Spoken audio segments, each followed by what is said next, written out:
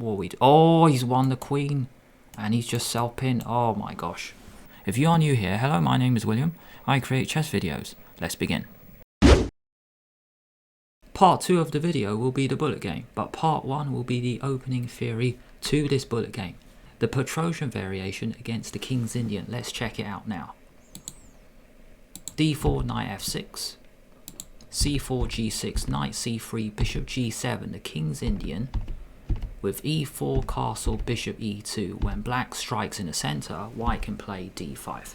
Now, the point of playing this move is to stop a knight coming out. If we go back, a lot of King's Indian players like to play like this. After castle, knight c6, d5, knight e7, you got a couple of knights near the king side. If we drew a rectangle like this.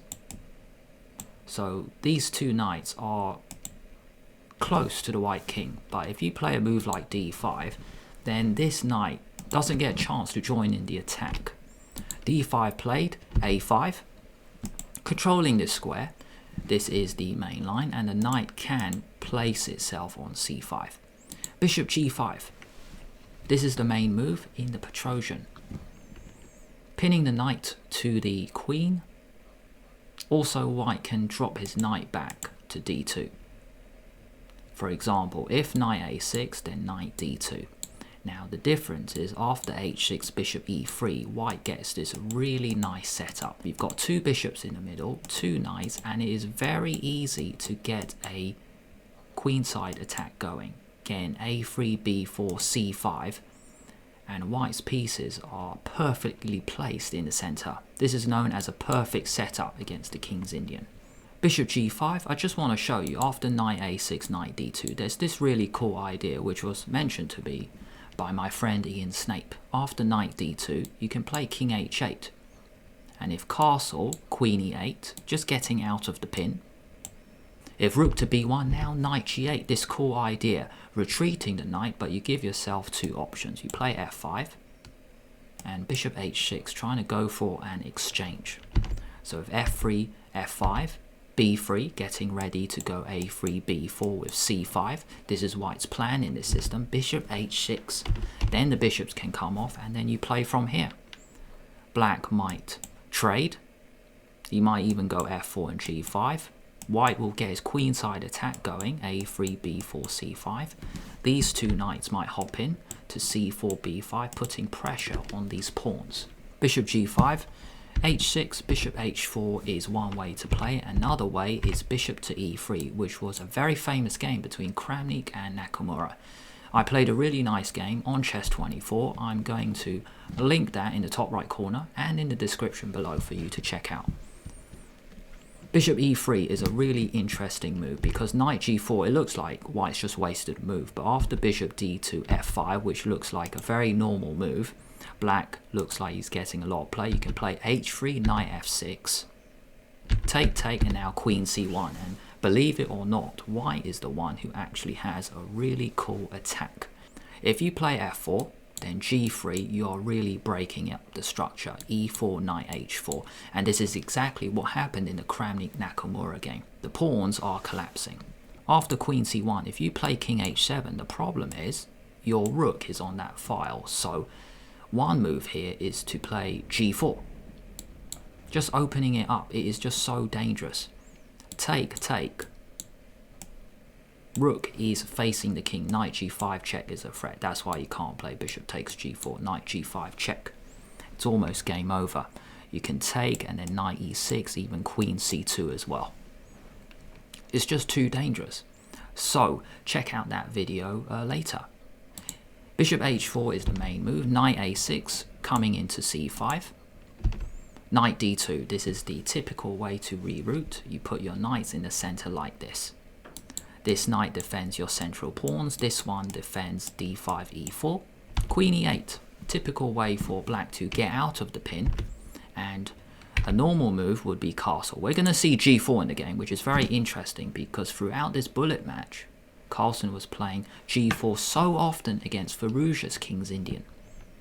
Castle is the normal way to play if you are playing in, let's say, a blitz or a classical game. Knight h7, let's say black gets out the way, f3, bishop f6, you can tuck it back, controlling lots of squares, and then let's say after b3, the game has just begun. So many ideas, let's show.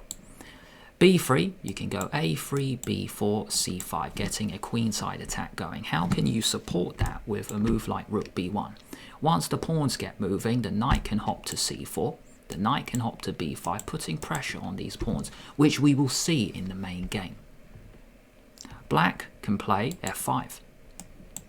Black might take, so then he opens up the f-file. Black will play bishop d7, queen and bishop work well.